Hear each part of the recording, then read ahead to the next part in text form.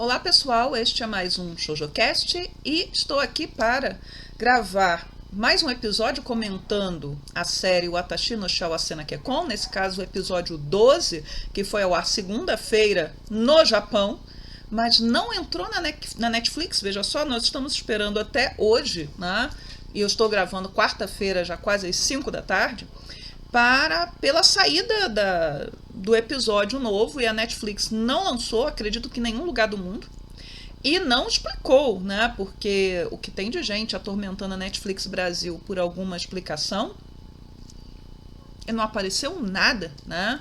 Eu realmente estou surpresa, porque da mesma maneira que eu falei semana passada que foi uma novidade, um atraso de um episódio por conta de produção, pelo menos para mim, eu sei que isso já aconteceu, eu lembrava de casos principalmente na época da pandemia, mas eu não imaginava um atraso numa série que é uma série de ponta, né? Você pode ver pela qualidade da animação, né? de Watashi no Shawasena Kekkon, O Meu Casamento Feliz, My Happy Marriage, o que vocês quiserem, né? Mas aconteceu. Agora, algo que me pegou realmente de surpresa foi o anúncio por parte da Netflix, que eu vou comentar, né, nesse episódio, de que o filme da Rosa de Versalhes, que estreou no cinema japonês no dia 31 de janeiro, será disponibilizado pela Netflix a partir do dia 30 de abril. Se essa notícia tivesse saído ontem, eu imaginaria que era um 1º de abril. Principalmente por conta da data, porque ainda está em alguns cinemas japoneses. E normalmente, até para lançamento de Blu-ray, DVD no Japão, que eles lançam ainda, demora um tempo. Então, poxa, é muito rápido. Mas eu estou muito feliz. Eu até coloquei em questão quando foi até Sandra Monte. Quem não viu o programa, eu comentei, né? Eu fiz um programa comentando o livro da Sandra Monte, que é uma jornalista especializada em cultura pop. Foi a primeira pessoa no Brasil a ter um site sobre a Rosa de Versalhes. O site dela me ajudou muito quando eu estava conhecendo a série, né? Então, assim, ela me mandou uma mensagem em privado dizendo que a Netflix tinha anunciado, e eu fiquei sem acreditar. Eu falei, será que ela está me passando um 1º de abril atrasado? Não acredito nisso. Assim, eu falei para ela no ex-Twitter, a Netflix não é nem capaz de lançar o episódio de Watashi no Shawasena Kekkon na data correta, tá até agora sem lançar. Já vai lançar a Rosa de Versalhes no dia 30 de abril? Sim. Inclusive o trailer da Rosa de Versalhes já está dublado, né? Não tem legendas em português. Tem legendas em inglês, japonês, alemão, lá. Em português ainda não tem legenda. Mas a dublagem já está lá. Gostei da dublagem? Não, mas isso é o de menos, né? Enfim, tem que ter dublado. O importante é isso, tem que ter dublado. Mas eu volto a falar da Rosa lá no final do programa, né? Antes disso, eu vou comentar o episódio, eu vou falar, né, das diferenças em relação ao livro, de algumas impressões, principalmente a respeito dos encaminhamentos, né, da série, das minhas expectativas para o episódio 13, especialmente da forma como eles vão tratar o Arata, né? Como é que o Arata vai ser tratado aí, enfim, vamos ver como é que a coisa vai ficar. Mas é isso, pessoal, então vamos para o programa. O episódio 12, né, ele começa exatamente naquele recorte em que o Sui aparece lá no alto da escadaria do quartel-general do Exército, né, e ele anuncia bem-vindos ao meu castelo, né, para Mio e para o Kyoka, que chegam correndo. Lembrando, né, no anime, não no livro, a Marinha ficou com o príncipe, né, Takahito, do lado dele, protegendo o Palácio Imperial, e esse é um dos motivos pelos quais o Sui e o Rojo vão matar o ministro da Educação, que era um dos traidores, no episódio passado. Como é que ele não sabia disso? Está passando o carro da pamonha na minha rua, que na verdade não é o carro, é a bicicleta da pamonha, né? Peraí, né? Vou ter que interromper para retomar. Passado o carro / bicicleta da pamonha, vamos retomar. Então, o ministro, né, ele acaba sendo trucidado por conta, né, da arrogância dele. Eu imaginava que o Sui do anime iria matar o ministro, né? No livro ele não morre, ele é preso. E eu acho que o destino morte para ele era o ideal ali naquela situação. Então o anime fez melhor que o livro nesse aspecto. E, bem, né, o Sui recebe o Kyoka e a Mio. No livro, o Kazushi está junto com eles, o Kazushi não os deixa sozinhos, e acredito até por conta da necessidade, né, do Kyoka tá aparentemente enfraquecido, e da necessidade talvez de quebrar alguma barreira, e ele está ali presente. Eu acho que o anime não fez justiça ao Kazushi, porque ele trabalha muito nesse livro 6, né? E o livro 6 mostra o quanto ele é esforçado, o quanto é aquela máscara, que é meio clichê desse tipo de personagem, né? A máscara de playboy é só uma máscara, né? Que ele compensou o fato dele ter um dom fraco com muito treinamento de artes marciais, com muito treinamento de magia. Então ele é um cara realmente importante ali, e ele acaba sendo deslocado no anime para ficar com o Godo e meio que fazendo piadinha, né, com o Godo. No livro não, ele fica junto, ele dá apoio ali ao Kyoka e a Mio, ele é muito útil, né, no livro. E algo que eu nem comentei, né, no episódio passado, é que no livro ele vai, né, se admirar muito da Mio, né, de como a Mio se tornou bonita, né, porque ele nunca tinha percebido que a Mio era bonita, embora o pai dele, lá no livro 1, quisesse casá-lo com a Mio, né, mas acho que nem falar com ele, né, falou de como a Mio era bonita e como ela se tornou uma dama, né, e aí ele fala, meu irmão, o Koji, né, poderia ser um idiota, mas ele tinha um bom olho para mulheres, né? Ele viu aquilo que eu não consegui ver. E aí ele pensa, né, meu irmão também não teria nenhuma chance competindo com o Kyoka Kudo. Talvez ele tivesse, né? Talvez tivesse subentendido, mas aí já é tarde, já foi, já passou, não tem mais como desfazer o que já está feito. Mas muito bem. O Sui, né, ele faz de novo a proposta para Mio, para que ela passe para o lado dele. O Arata está presente.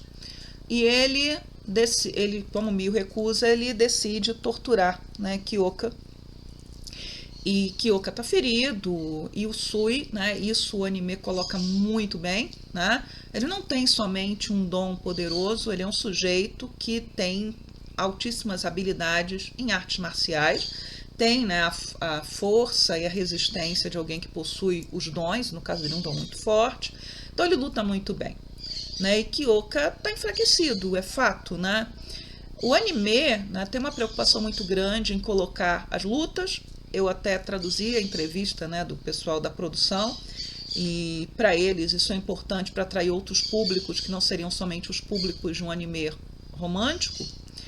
Mas acho que eles acabam exagerando, né? Porque a situação do Kyoka não era boa, né? Assim, Kyoka no anime tomou 2 tiros ainda por cima, né? Por mais forte que ele fosse, ele não estaria em condições de enfrentar o Sui ou de enfrentar um outro, né? Outra pessoa que tivesse os dons, né? Um dom muito forte, que estivesse em boas condições naquele momento, né? O Arata vai colocar, né? Vai apontar a arma para Mio, para que a Mio nada faça. O que a Mio poderia fazer, né, era usar o seu poder, coisa que ela vai fazer, e a Arata vai ficar surpreendido de quão forte ela se tornou. Mas algo que é dito no anime, na primeira temporada foi dito, está nos livros, né, é que o poder da Mio se manifestaria de forma muito mais clara se ela conseguisse tocar, né, na pessoa que ela estivesse tentando controlar, entrar no sonho. E a Mio, ela vai criar, né, um ambiente de sonho muito poderoso, né, que vai fazer com que o Sui e o Arata eles não fiquem em condições de continuar lutando, né, da maneira como, no caso do Sui, ele estava lutando, né? E aí, salvar tempo para o Kyoka, ela se coloca ao lado do Kyoka, aí até conversando com minha amiga Jéssica, né, porque ela viu antes, né, já que a Netflix não entrou, fiquei esperando a Netflix, depois eu consegui o anime por outros meios. Eu falei de novo, esse episódio, já que a Mio não fala o nome do Kyoka no episódio passado, quando eles se reencontram, que qualquer pessoa, eu acho que pensasse numa série romântica ou num livro, né, de época, seria o momento que ela falaria o nome dele pela primeira vez, né? E aquilo causaria nele uma forte emoção. Nem nesse episódio a Miyu fala o nome do Kyoka, né? De falar Kyoka, ela tá sempre chamando Dana-sama, né? Isso coloca um afastamento entre eles muito grande. Eu sei que é uma situação, né, de respeito pelo noivo, quase marido, etc., que esse tratamento era um tratamento comum, mas a gente está dentro de um ambiente, né, de história de romance em que né, o que falar o nome do amado, né, ter a capacidade demonstra uma intimidade, uma preocupação muito grande. No livro, o Kyoka vai pedir para ela chamar ele pelo apelido que ela botou no Kyo, né, que é Kyo. Né? Enfim, eu não imagino no anime a Miyu chamando Kyoka por apelido. Né? Ela não consegue falar o nome dele, mas enfim. Mas ela diz, né, que ela não vai abandonar o Kyoka, o lado do Kyoka, porque... E aí, pela primeira vez, né, que ela é a noiva de Kyoka Kudo. Né? E quando ela manifesta o seu poder, ela aparece vestindo uma outra roupa, uma roupa de miko, né, de sacerdotisa, que é menos elaborada do que da primeira temporada, que ela ficou parecendo uma garota mágica, né? Mas ela aparece usando essa roupa, ela muda, e a roupa que ela estava usando, até não pontuei no episódio passado, era uma roupa da mãe, né? Que aquela roupinha, né, que as estudantes usavam no final do século XIX, início do século XX, as estudantes do colegial, né, que a roupa é uma roupa que aparece em vários animes, então é uma roupa típica de estudante. E aí até no livro fala, né, que depois de tantos anos passados, aquela roupa estava guardada, né, na casa do avô da Miyu, com tanto cuidado e tanto carinho, que parecia que ela tinha sido usada no dia anterior, então ela está usando a roupa da mãe. Né? E aí, né, ela e o Sui vão ter o enfrentamento que existe no livro, mas reduzido, porque o anime criou, né, todo um paralelo entre Kyoka e Miyu e o Sui Sumi. E isso se concretiza nesse episódio, né? Eu até imaginei que eles iam fazer isso, quando o Miyu, né, vai entregar aquilo que ela diz que são as palavras, né, da mãe, quando ela conversa com a mãe nos sonhos, e o Sui diz que ele já conhece as palavras da Sumi. O Sui se mostra, né, incapaz, né, de voltar atrás nas suas ideias, né, de dominação.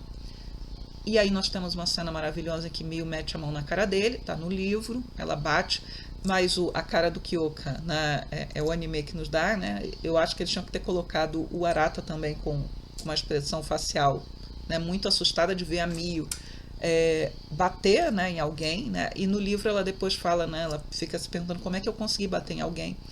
E o Sui, ele fala, né, para ela, no livro mais extensamente, do quanto ela é parecida com ele, que ela usou, né, que ela também está usando o poder dela para seus próprios interesses, e ela acredita que é para salvar os seus, né, que é o que ela está fazendo, salvando Kyoka, salvando todo mundo, enfim. E o Sui, né, ele não se arrepende. No anime, né, ele decide então, já que a Miyu não passa para o seu lado, matar Miyu. E é aí que o Arata, sim, claro, né, a Sumi aparece, né, a Sumi aparece para o Sui. Ela aparece no sonho, né, ela aparece naquele mundo de sonho. Antes, né, do Sui tentar matar Miyu, né, ele vai se ferir. Isso não acontece no livro, né, ele vai se ferir para que ele consiga romper aquele ambiente de sonho. E o Arata, né, vai finalmente mostrar que ele está fingindo e ele vai atirar no Sui, né? E é diferente no anime, né? Porque eu já estou atropelando tudo, porque ele vai dar 2 tiros no Sui, né? Um primeiro tiro que vai dar a chance para o Sui de atirar a espada no Arata, e um segundo tiro, um na barriga, outro no pescoço, né? No livro, o Arata, ele é certeiro. Ele vai dar um tiro na cabeça, né, na testa do Sui. Não existe fala posterior do Sui. Ele toma um tiro na cabeça e ele morre, né, instantaneamente. Tá? Enquanto no anime nós ainda temos aquela situação, né, de delírio e, claro, como eu imaginei que fosse acontecer, uma quase redenção, né, do Sui, né, sendo levado, guiado pela mão pela Sumi, em que ele vai para o além, né, ou é um delírio de alguém que está morrendo, né, você pode escolher o que você acha, né, que se é algo que efetivamente está acontecendo, na medida que as almas se encontram e partem juntas, ou não. No anime, né, a Miyu, nessa história do paralelo, né, a Miyu ela compara a sua dor, né, com a do Usui, né, quando ela se sentia abandonada lá na casa do Isaimori, né? Ela se sentia alguém que preferia morrer, né? Só que o Usui nunca quis morrer, né? Ele pretendia se vingar, né? Se vingar de todos que o haviam infamado, né? Que haviam roubado dele a sua felicidade. Lembrando que no anime para mim é evidente que a Sumi o ama, mas ela coloca a família em primeiro lugar. E aí o Usui ele questiona ali nessa conversa com o Miyu, com o Sumi, a questão, né, da tolice, que é colocar a família em primeiro lugar, né, e não se colocar em primeiro lugar. Né? Mas, enfim, o Arata ele fica muito ferido nesse confronto com o Sui, e ele fica lá, né, sendo no chão, e a Miyu, né, desesperada, né, tentando manter o Arata acordado, né, que ele não desmaie, de repente entrar em choque, né, e ele foi realmente pesadamente ferido. No livro é a mesma coisa. Só que é mostrado no anime que Miyu tem uma visão, quando ela toca em Arata, ela tem uma visão do futuro, e aí é importante, né, o futuro ele não é fechado, ele é aberto, né, porque no futuro que ela vê, isso está no livro também, o Sui e o Arata, eles se matavam um ao outro, né, e no caso do livro, perdão, no caso do livro e do anime, o que vai acontecer é que quando eles entram nesse confronto, a morte não acontece, né? Talvez o Arata tivesse bloqueado para Miyu, e é importante que o Arata também tenha um dom muito poderoso, bloqueado de alguma maneira a sua mente, né, para que a Miyu não pudesse ter a certeza, né, de que ele era um agente duplo, né, que ele estava ali fingindo, né, e daí ele ter sido tão cruel com Kyoka, dado 2 tiros, né, o anime querer enfatizar essa ideia, né, do fingimento, né. No livro, como eu falei, ele não vai atirar no Kyoka, mas vai ficar muito evidente, né, que o Arata ele tinha passado para o lado do Usui, ninguém vai ter dúvida disso, né?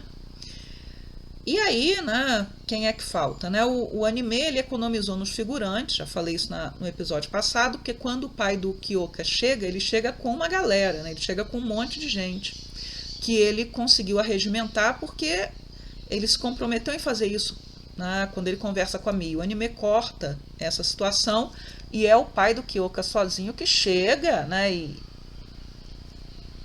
arrebenta com tudo. Ele é muito poderoso, o livro fala isso, ele vai lutar, né, de uma forma espetacular nessa batalha, mas há muito mais gente na batalha. Então eu não sei por que o anime decidiu economizar em figurante, porque eram figurantes, né? Era só eles colocarem lá gente de fundo lutando, né? Então, além de não botar mais gente na luta, e poderiam até trazer a Kaoruko, já que eles gostam tanto da Kaoruko, e botar a Kaoruko ali participando dessa luta também. Mas eles deslocam o Kazushi para a cena de luta e, enfim. E o Godo vai, o Mukadeyama aparece e diz: achamos o imperador está bem, né? O Mikado, né? O imperador, e comemoram que salvaram o imperador, recuperaram o imperador. Voltarei a isso na próxima parte. E aí Kyoka e Miyu, eles saem juntos, né, e aí o Godo vem, né, para perto deles, os abraçar, aliás, com quem ficou o Arata, né, porque se eles saem juntos do prédio para encontrar com Godo e companhia, quem ficou ali amparando o Arata? Miyu não sairia do lado dele. Acho que ali foi uma falha. Da mesma maneira que eles têm uma fixação por aquela túnica do Kyoka, né, o livro não descreve, né, mas o Kyoka estava na prisão, né? Quando o Kyoka é preso e aparece na prisão, ele não aparece usando a túnica, né? A túnica deve ter ficado pelo caminho, isso no próprio anime, mas eles fazem questão de colocar o Kyoka com a túnica, e no episódio passado ele cobre a Miyu com a túnica, e agora ele aparece com a túnica, não sei para quê, né? A mesma coisa quando ele foi viajar lá para a casa dos pais, que o livro descreve que ele está civil, né? E eles fazem questão de colocá-lo vestindo uma roupa militar, né, na viagem para a casa dos pais. Assim, uma opção do anime, uma opção ruim, né, eu acho, nesse caso. Né, ele deveria estar realmente, né, fragilizado, sem túnica e coisa e tal.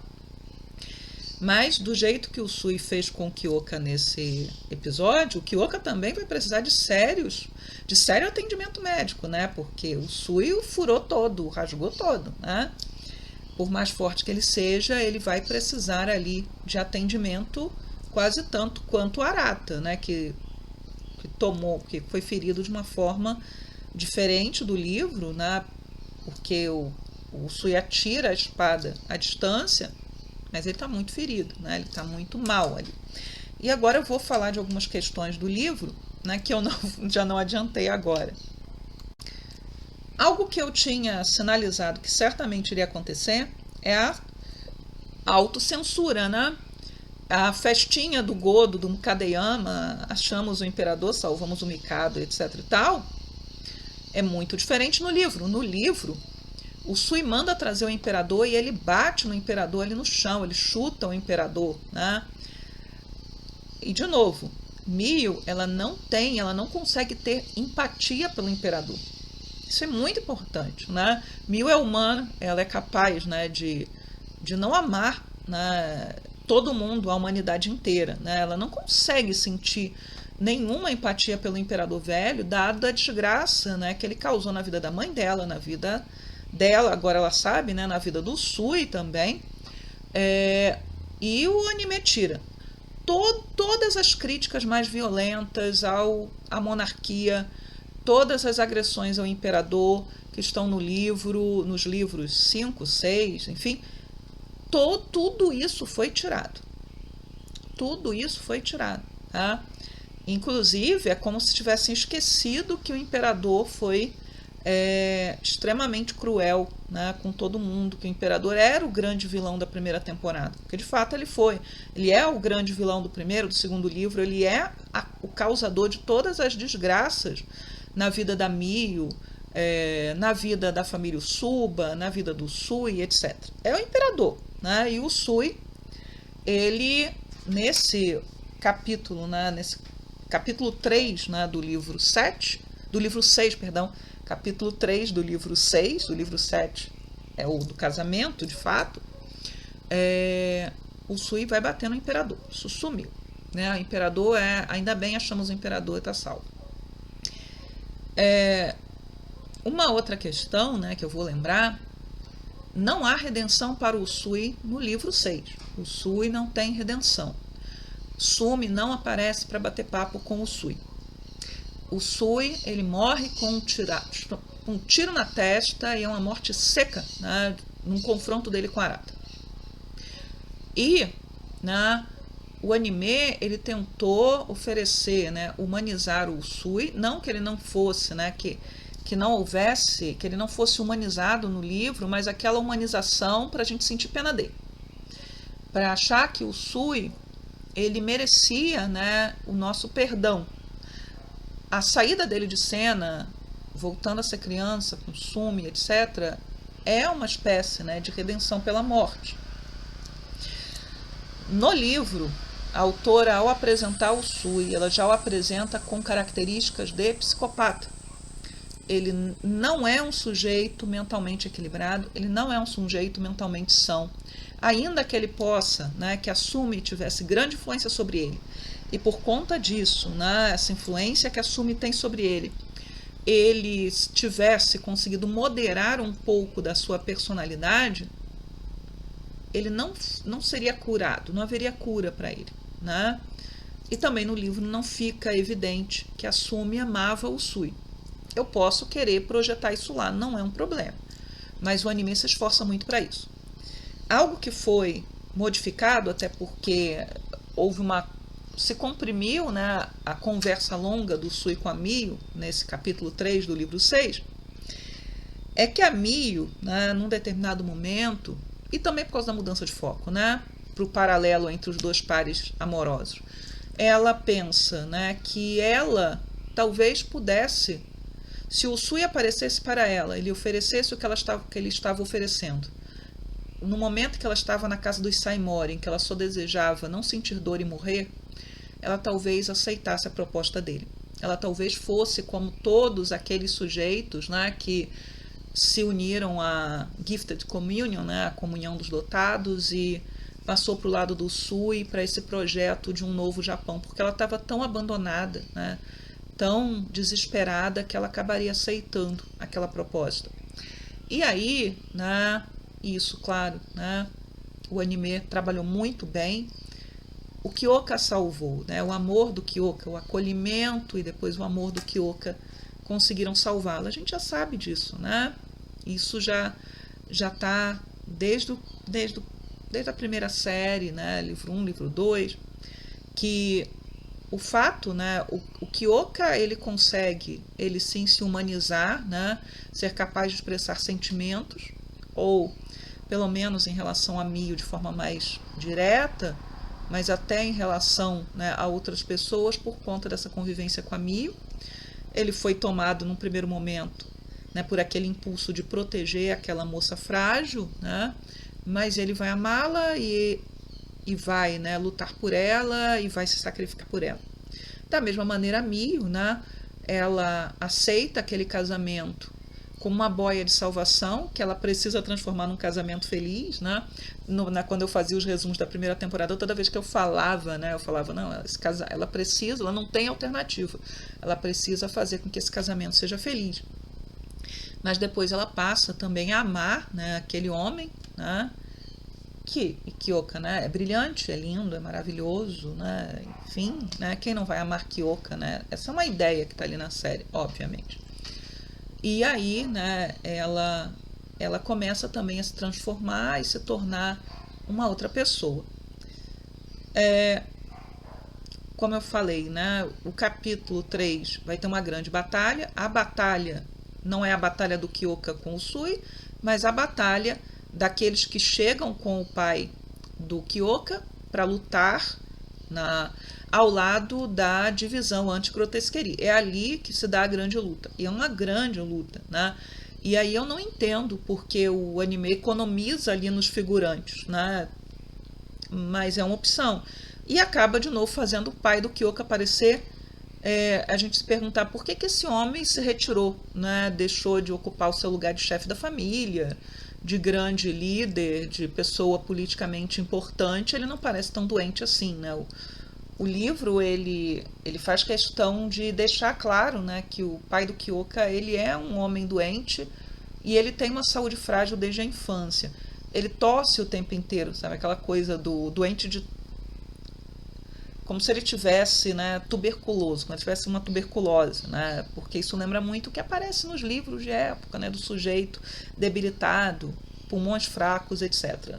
No anime ele está se divertindo e está, né, sendo grande, né, o sujeito poderoso que ele é, mostrando ali para o mundo e deixando todo mundo surpreso. Todo mundo fica surpreso no livro também, mas a coisa não é por aí.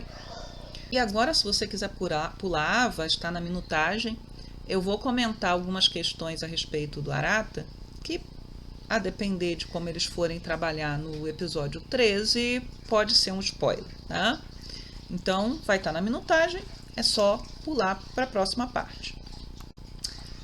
Assim, eu torci muito, né, enquanto eu estava lendo os livros, para o Arata estar fingindo, né, que sendo meio que fingindo para o Sui, né, e que ele pudesse, na verdade, estar do lado, né, da Mio o tempo inteiro, né. A ideia do Arata traindo a Mio, né, me parecia muito triste, né, que o Arata tivesse que, de repente, morrer, né, ter uma redenção pela morte ou algo do gênero, né, que foi o que a Mio viu na sua visão de futuro, inclusive, né, o que poderia ser uma redenção pela morte. Mas o fato que eu não sei como no episódio 13 eles vão trabalhar com isso, tem uma conversa longa da Mio com o Arata no hospital. E o Arata, ele vai, né, colocar, né, de forma muito clara ali, né, por que ele ficou do lado do Sui, porque ele percebeu fraqueza, né, uma fraqueza no Sui, que apesar dele ser muito poderoso, apesar dele ter esse plano megalomaníaco de dominação do Japão, dominação global, etc., ele tinha uma dependência muito forte em relação à família. Veja que no anime ele meio que amaldiçoa a família, né? A família não deveria vir em primeiro lugar. Mas pense, estamos numa sociedade japonesa, né, de um mundo alternativo, mas que trabalha com os mesmos valores tradicionais. A família é fundamental, a família é central, o clã é central, né, para que o sujeito possa se entender naquele mundo, né? O indivíduo, ele não tem sentido se ele não está ligado a esse grupo, né, a essa família, né, a esse clã.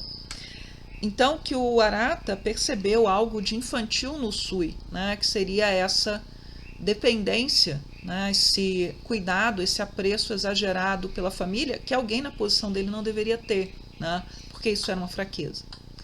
E é por conta disso, né, que ele acreditou, né, que o Sui, em algum momento, né, da discussão com a Mio, né, porque no livro ele não tenta matar a Mio, ele se tornaria mais vulnerável, né, e ele conseguiria derrotar o Usui. Porque o Arata, nos livros, ele se sente muito responsável, né, pelo que o Usui está fazendo. Ele é, de novo, a importância da família, ele é o chefe da família Usuba, né? Ele é responsável por aquilo que está acontecendo, é assim que ele se sente, então ele tem que resolver o problema, né? Mesmo à custa da vida dele, né? E o Arata, ele jamais colocaria a vida da Mio em perigo, né? Ele jamais tentaria ou faria qualquer coisa que pudesse atentar contra a vida da Mio. Algo que ele fala também nessa conversa para Mio é que ele tinha conversado com o príncipe Takahito. Então, assim, ele já tinha contado para o Takahito que ele iria, né, fingir que estava do lado do Sui, que ele não se espantasse com o que fosse acontecer, porque ele via ali como a única possibilidade, né, de salvar, né, o Kyoka, Mio, o Japão, enfim. Não é dito no livro se o Takahito teve uma visão de futuro relacionada ao Arata. Por quê?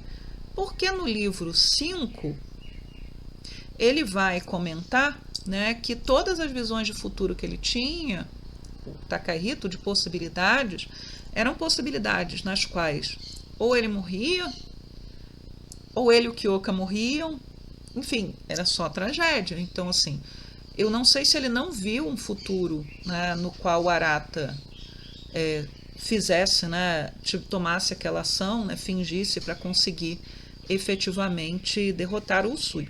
Mas o fato é que temos essa conversa lá do Arata com a Mio, né, no capítulo 4, né, do livro 7, e a Mio, ela está ali conversando com o Arata, ela está se questionando a respeito do seu dom, né, ela vai mudar de ideia, né, em relação àquilo que depois, né, ao longo desse capítulo, que o Sui disse, né, que ela deveria, ela está pensando, né, que ela adoraria não ter que usar o seu dom, né, não ter de forma nenhuma ter que usar os seus poderes, né, que aquilo era muito mais uma maldição do que uma bênção, mas depois ela vai chegar à conclusão que aquilo é parte dela. E o Arata só sobrevive, né, porque aquele parente lá da mãe do Kyoka, ele vai usar os poderes, né, o dom de cura, para ajudá-lo a se salvar, né, porque efetivamente ele estava muito ferido, e se fosse depender somente da medicina tradicional e das capacidades dele de maior resistência, porque ele é alguém que tem o dom, ele iria morrer. Então ele precisou aí do auxílio desse parente da mãe do Kyoka. E a Mio depois ela vai embora, né, e deixa lá o Arata no hospital, e o Kyoka sempre, né, com ciúme do Arata, né. Isso é mostrado, isso é muito mostrado nos livros, né, esse ciúme que ele tem do Arata, porque enfim, né, Arata acreditava que ele deveria ser o marido da Mio, né, ele tinha se preparado para isso, né, ele tinha, né, para proteger a donzela, né, que caminha nos sonhos, que controla os sonhos, e enfim, que ele seria, né, o marido da Mio. Então o Kyoka não lida muito bem com isso. E mais algumas coisinhas, né, agora de novo, se você acredita que isso pode ser um spoiler, eu não imagino por onde o episódio 13 vai caminhar.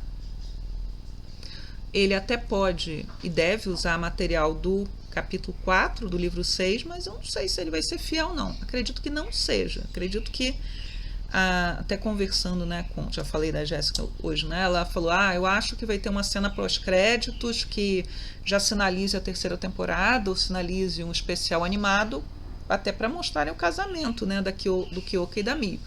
E que ela aposta que vai ser um episódio, né, o episódio 13 vai ser um episódio calminho e vai ser um episódio para você se sentir bem, né, depois da tempestade. Eu realmente não sei, porque o pessoal que está fazendo o anime, eles têm inventado, né, todas essas batalhas, todas essas lutas, né, modificaram bastante os livros, não modificaram as personagens estão ali como elas são nos livros, mas os eventos foram alterados, né.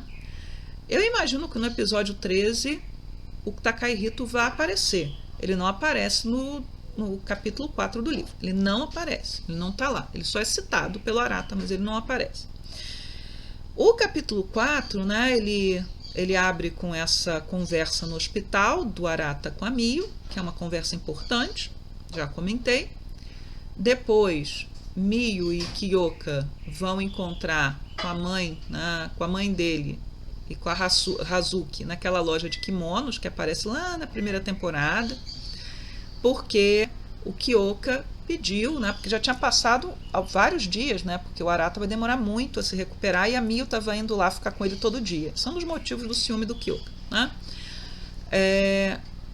Ele tinha pedido para a mãe e para a irmã cuidarem da cerimônia de casamento dos dois e da festa e tudo mais, que é a primeira demonstração do Kyoka, né, de alguma estima pela mãe, né? Diferentemente do anime, em que o Kyoka é colocado lá, né, sorrindo para a mãe, lá nos episódios da vila, né, meio que agradecendo pela mãe ter aceito a Mio, ou a Fuyo, que é a mãe do Kyoka, abraçando, né, o Kyo, né, o familiar, o Shiki, e mandando uma mensagem para o filho que está na prisão. Isso não existe no livro, né? A relação entre eles é muito fria.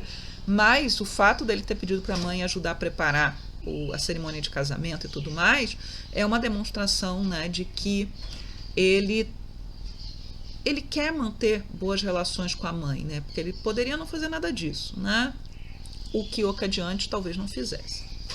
E aí temos a mãe do Kyoka e a Hazuki, né, em disputa ali, porque Hazuki quer um casamento mais moderno e a mãe do Kyoka quer um casamento mais tradicional.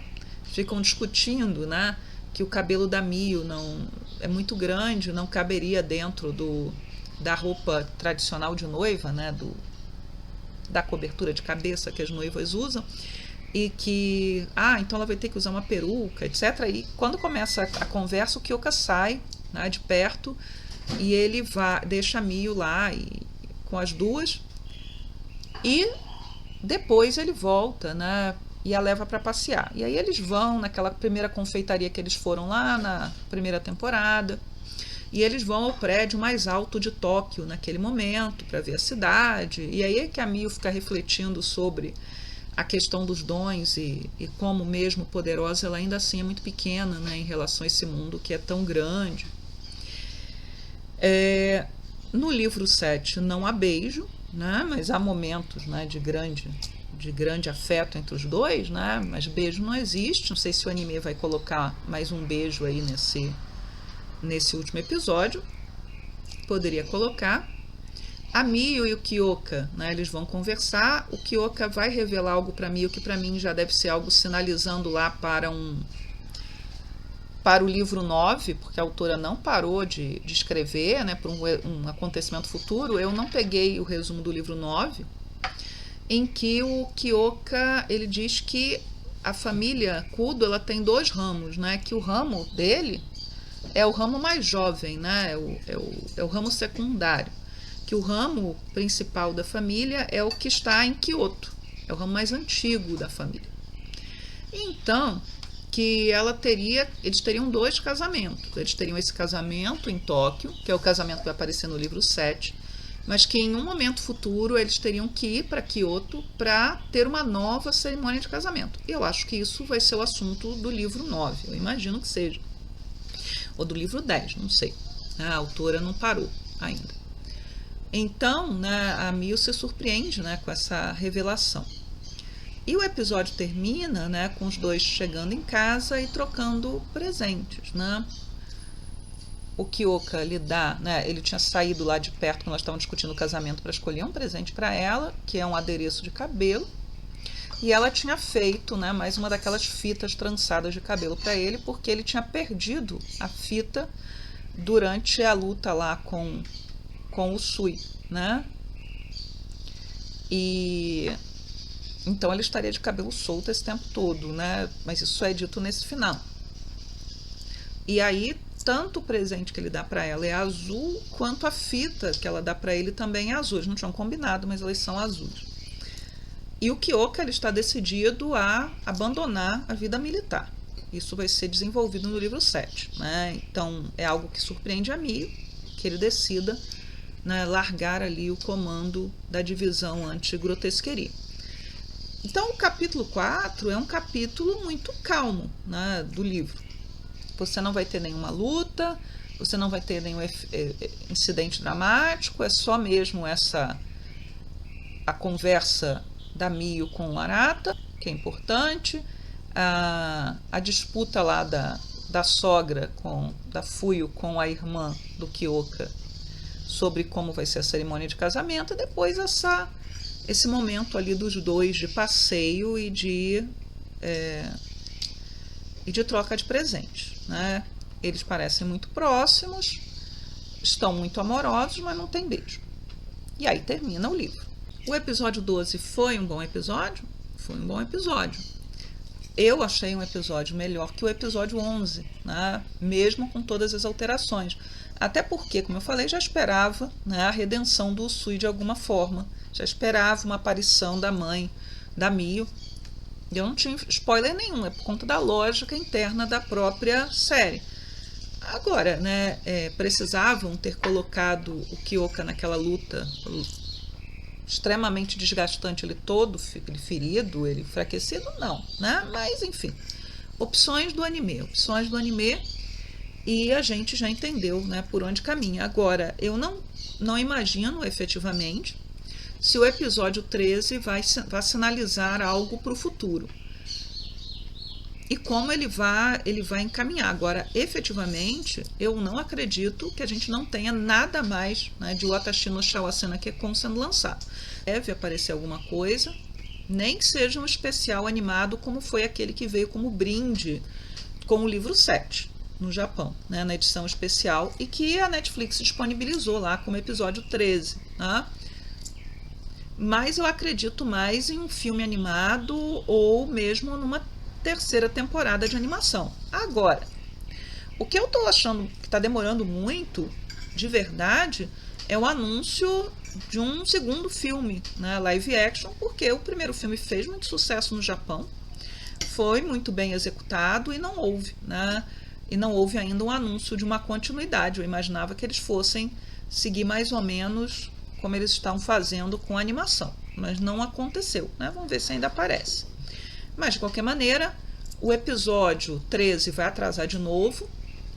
Ele não vai ao ar na segunda-feira da semana que vem. A segunda-feira da semana que vem é que dia do mês de abril? Dia 7 de abril. Ele só vai ao ar no dia 9, que é a quarta-feira. Então, houve um atraso do episódio 12 de uma semana, e o atraso do último episódio vai ser de mais de uma semana.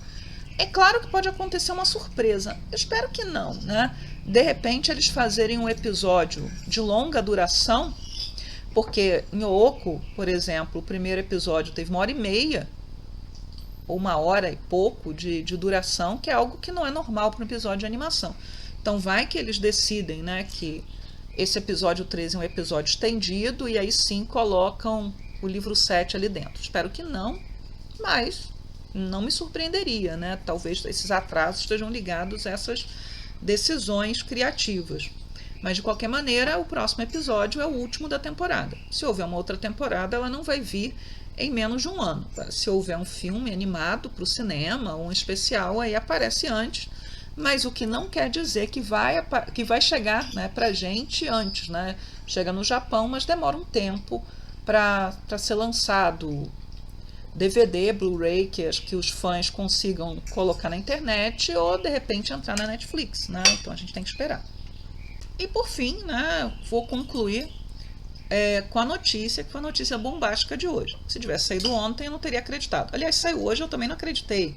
Porque quando a Netflix anunciou que iria colocar no dia 30 de abril o filme animado da Rosa de Versalhes, que comemora os 50 anos da série, eu achei muito estranho, né? Porque ainda há cinemas no Japão exibindo esse filme. Ele não saiu de cartaz no Japão em todos os lugares. Ainda temos eventos, vários eventos relacionados a promoções do filme acontecendo.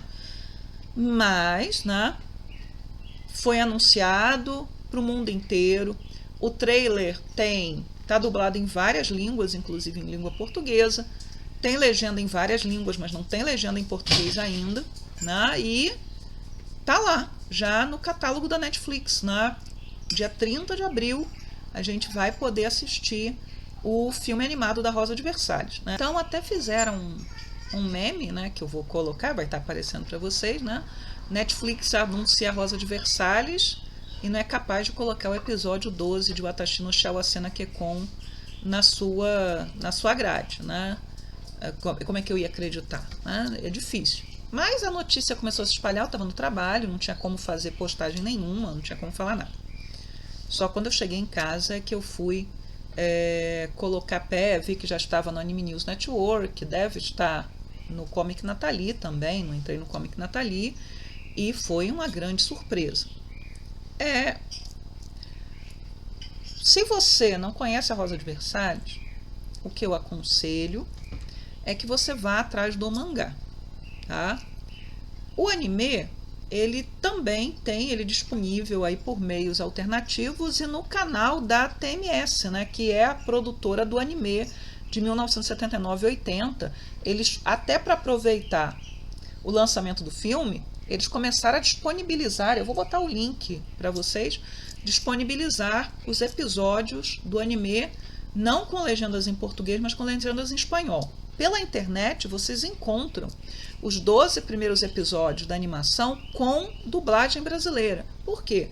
Porque na época de Cavaleiros do Zodíaco, do sucesso de Cavaleiros, 1994, 1995, lançaram, né, Europinha, né, que era um selo que havia na época, lançou vários episódios do anime de 79 e 80, porque era do mesmo character design, pelo menos no início da série isso era muito mais evidente, do Shinguaraki, da Miki Himeno. Então o mesmo character design da Rosa de Versalhes era o character design de Cavaleiros do Zodíaco, que foi inclusive aí que o anime teve um revival no Japão, porque ele não fez sucesso na sua exibição original no Japão.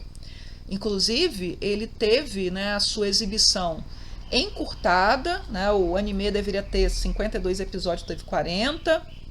Em alguns lugares do Japão, esses 40 episódios nem foram exibidos por completo, porque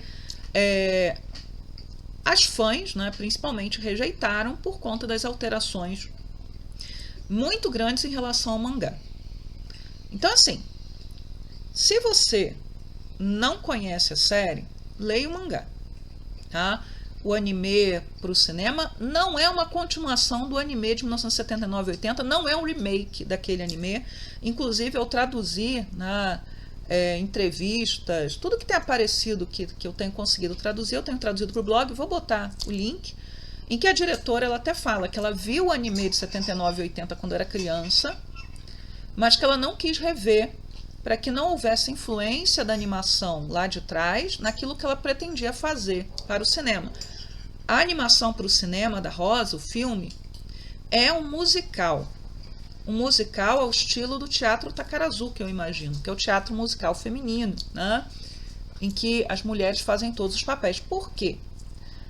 Porque a Rosa de Versalhes ela faz um grande sucesso como mangá e depois ela faz um grande sucesso como peça musical. Em 1974 saiu a primeira peça, centrada no Fersen e na Antonieta. Em 1975 saiu a peça do André com Oscar. Essas peças vêm sendo refeitas aí ao longo desses 50 anos, tá? Elas estão sendo refeitas, 50, 51 anos, né? Mas, e depois ainda houve outras peças Gaiden que a própria Ikeda escreveu para o Takarazuka. Então, assim, o anime para os fãs japoneses, o anime ele não tem o peso que o teatro Takarazuka tem. Embora o anime tenha sido fundamental para que a Rosa de Versalhes se tornasse conhecido no Ocidente, na Itália, na França, etc. E muita gente que conheceu a Rosa pelo anime ama muito mais a Rosa anime do que a Rosa mangá. Eu conheci pelo anime, mas eu amo muito mais o mangá, mas o anime tem uma importância muito grande na minha vida. E eu não vou, né, negar que para mim é muito triste que não tenha usado, né, eu entendo por que não usar, mas não tenha usado, por exemplo, a música de abertura e a música de encerramento do anime, que são excepcionais, a trilha sonora do anime é excepcional, nesse novo filme em algum momento, né? Ou as dubladoras, né? Os dubladores não tenham cantado a música assim num evento, né, de propaganda. Mas de qualquer maneira, o filme é um musical. Talvez não agrade todo mundo, até porque se você não conhece a história, deve ficar difícil de acompanhar. Pelas entrevistas que eu vi traduzidas das dubladoras, né? A dubladora da Oscar, ela chega a falar que ela perguntava, né, para o diretor lá de dublagem quanto tempo se passou da cena anterior para essa. E às vezes tinha se passado 10 anos. Então, assim, em 2 horas não dá para colocar a Rosa de Versalhes numa animação. Tanto que quando foi anunciado, eu tinha a esperança de que fossem 3 filmes, mas eu entendo que a ideia era criar um musical, celebrando o mangá original, celebrando também o Takarazuka. É isso. Fico muito feliz que a Netflix coloque a animação na sua grade. Quando sair, vou assistir. Vou gravar um shoujocast sobre, né, o filme animado. Não tem como não gravar, né? Vou tentar, né, ter em mente sempre qual foi a ideia que eles quiseram colocar ali e que não necessariamente é aquilo que eu desejava que fosse, né? A gente deseja uma coisa, não necessariamente vai ser aquilo que a gente vai conseguir. E chegamos ao final deste shoujocast, que teve essa surpresa, que foi o anúncio Netflix sobre o filme da Rosa de Versalhes. Inesperado, totalmente inesperado. E obrigada por ter ficado comigo até agora. Não vou comentar mais nada, porque o episódio já ficou muito longo e eu vou tentar editar hoje para colocar no ar na quarta-feira mesmo, tá? Se gostou do episódio, deixa o seu like. Se não gostou, deixa o seu dislike. Like ou dislike ajudam no engajamento do programa. Se você gosta do material que eu produzo aqui, por favor, né, se inscreva no canal, né, para que a gente possa subir aí, né, o número de pessoas que acompanham o shoujocast. Se você quiser me deixar alguma pergunta, a caixinha de perguntas lá no Instagram continua aberta. Eu deixo os links de todas as minhas redes sociais aí embaixo. Tem o grupo do Facebook, o Facebook vive, pelo menos o grupo do Shoujo Café, que é também do shoujocast, de alguma forma, está vivo e funciona e passa muito bem. Então, se você tem Facebook e quiser participar do grupo, também está convidado. Um episódio, até queria lembrar, né? O episódio que eu gravei do shoujocast sobre o capítulo 11 de Watashi no Shou Asena Kekon, ele teve uma visualização muito baixa. É interessante que a retenção é alta, né? Que as pessoas ficam muito tempo assistindo. Então, aquele público que sempre vem, assiste por muito tempo. Mas foi o programa, assim, dos últimos programas, aquele que teve a menor adesão. Então, se você não viu lá o comentário sobre o episódio 11 de Watashi no Shou Asena Kekon, dê uma olhada, né? Vai aparecer o card, porque ele tá ali se arrastando e eu realmente não acho que ele ficou pior que os outros, né? Simplesmente foi só um comentário do episódio, não comentei nada a mais. Mas é isso, né? Então, se você quiser deixar um comentário para ajudar no engajamento, se você não tiver nada o que comentar efetivamente, eu peço que você deixe a palavra Versalhes, né? E eu vou saber que você chegou até aqui ao final e que está ajudando, né, o shoujocast a chegar para mais pessoas. Então é isso, pessoal. Tchau, tchau para vocês.